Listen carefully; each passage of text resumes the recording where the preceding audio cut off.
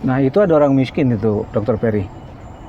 Kelihatannya hidupnya sehari-hari sebagai pemulung tuh, dari mulai orang tuanya sampai anak-anaknya, hidupnya penuh hari-hari dengan dijalani dengan penuh kemiskinan gitu. Nah fenomena orang miskin ini kan juga banyak di negeri kita gitu, sehingga di setiap lorong, di setiap tempat kita temukan orang-orang miskin yang masih banyak kita temui di negeri kita ini, Dokter. Jadi gitu Ustaz, sebenarnya dalam Islam Ustaz itu gimana Ustaz? Apakah mana yang lebih mulia Ustaz antara orang yang miskin sama orang yang kaya Ustaz? Dalam pandangan Islam Ustaz. Iya.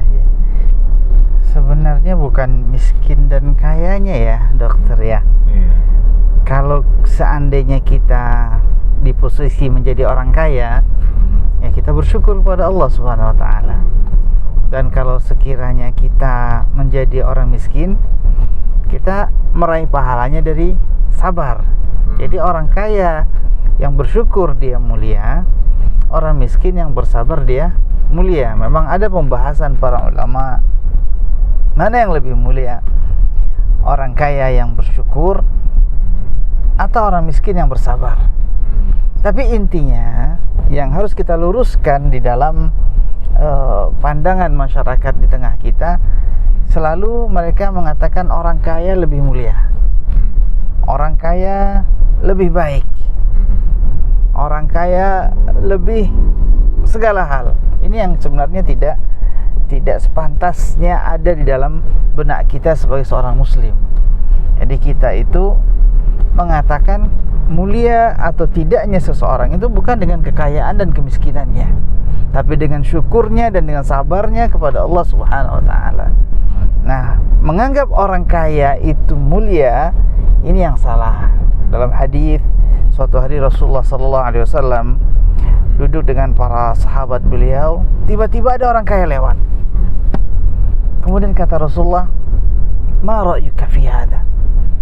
Hei sahabatku, bagaimana penilaian engkau terhadap orang kaya ini? Sahabat menjawab apa adanya, "Rajulun min asyrafin nas." Ya Rasulullah, ini laki-laki termasuk para pemimpin orang-orang yang mulia di tengah manusia. Kalau seandainya dia melamar, sepantasnya lamarannya diterima. Seperti itu. Kemudian Rasulullah SAW diam. Subhanallah, gak lama lewat satu orang lagi yang miskin. Allah takdirkan lewat orang miskin untuk Rasulullah mengajarkan kepada manusia apa yang sesungguhnya. Kemudian Rasulullah SAW bertanya, "Ma ra'yuka fi hadha?" Kalau sekarang ini gimana pendapat anda? Kata sahabat menjawab, "Hadha rajulun min fuqara'in nas." Ini adalah laki-laki di antara orang-orang yang miskin di tengah manusia. Kalau seandainya dia melamar, maka lamarannya ditolak. Bahkan kalau seandainya dia berkata, "Wa in qala la yusma' li qawli." Kalau seandainya dia berkata, maka enggak didengar perkataannya. Saking miskinnya. Sampai kalau dia berbicara, perkataannya enggak mau didengar, enggak bagus didengar. Karena begitu hinanya martabatnya orang miskin ini di tengah pandangan masyarakat pada saat tersebut. Ya, sebelum Rasulullah SAW meluruskannya tentunya. Kemudian barulah Rasulullah SAW menasihatin para sahabat. Rasulullah SAW meluruskan pandangan manusia. Kata Rasulullah SAW, ini laki-laki miskin khairun min mil'il ardi mithla hadha. Orang miskin ini lebih baik di sisi Allah daripada sepenuh bumi orang kaya ini. Subhanallah. Mungkin karena syukurnya orang miskin tersebut, karena ketaatannya kepada Allah Subhanahu wa taala, sehingga kalau sekiranya beliau satu orang dibandingkan dengan sepenuh bumi orang kaya yang barusan lewat tersebut, maka dia lebih baik. Subhanallah. Maka dalam hadis yang lain Rasulullah sallallahu alaihi wasallam bersabda, "Innahu la ya'ti ar-rajulu as-samin al-'azim yaum al-qiyamah."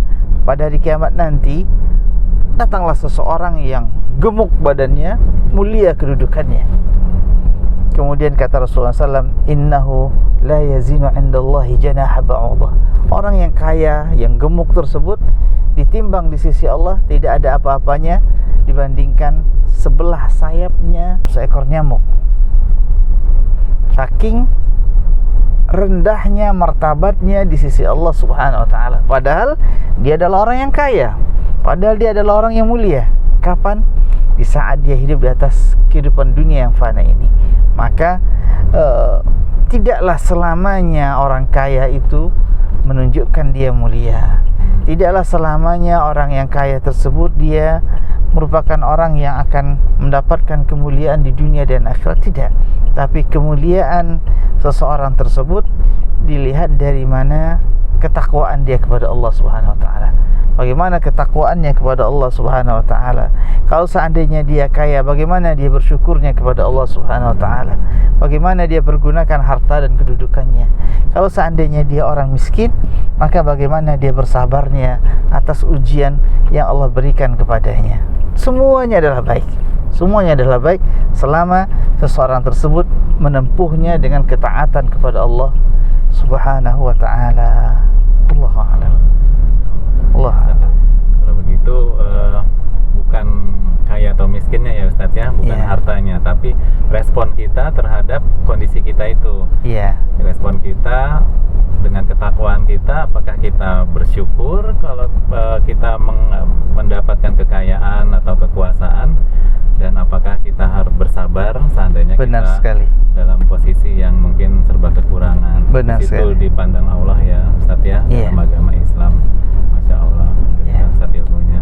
Iya. Kadang di saat kita diuji dengan kemiskinan, kadang kita tidak menyadari karena mungkin Allah Subhanahu wa taala memilihkan yang terbaik buat kita. Karena Allah tahu kalau sekiranya kita kaya, mungkin kita tidak akan bisa berbuat ketaatan.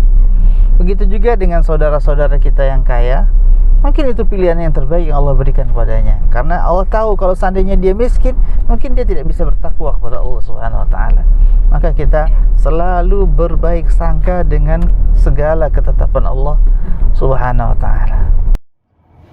Jadi ada pendapat kadang yang menyatakan seseorang tuh justru lebih kuat menghadapi ujian ketika dia miskin.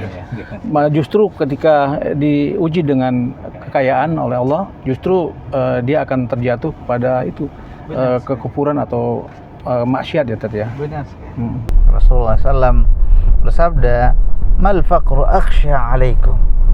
Rasulullah bersabda kepada para sahabat ini, muridnya Rasulullah, orang yang paling kuat, generasi yang paling terbaik. Kata Rasulullah kepada para sahabat, ya para sahabatku, bukan kemiskinan yang aku takutkan kepada kalian, tapi yang aku takutkan dunia dibukakan, kekayaan dilapangkan. Ini yang ditakutkan oleh Rasulullah kepada para sahabat. Menunjukkan kadang kekayaan tersebut ujiannya lebih besar, dan orang yang selamat dari harta tersebut sangatlah langka.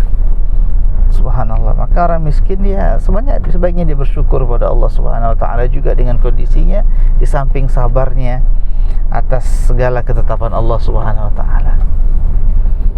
Apa nih Tat? Ini anak pribadi kata ya. Ini kesempatan ini anak ungkapkan.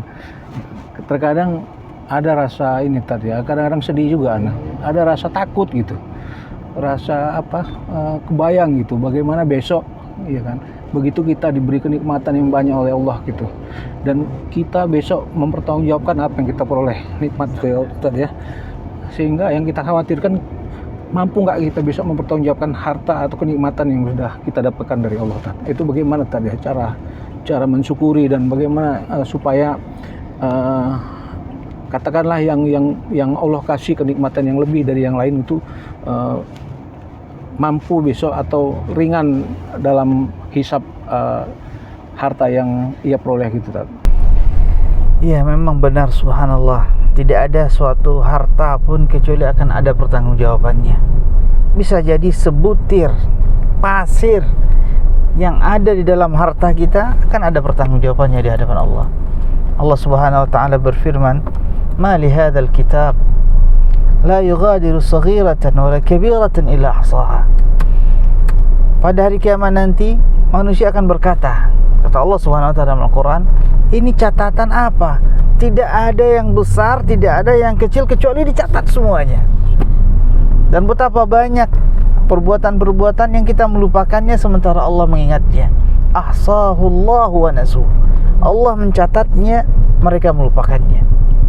Nah, sebutir kekayaan kita, sebutir pasir akan ada pertanggungjawabannya di hadapan Allah Subhanahu wa taala. Bahkan semua nafas yang turun dan naik dari diri kita akan diminta pertanggungjawabannya di hadapan Allah Subhanahu wa taala.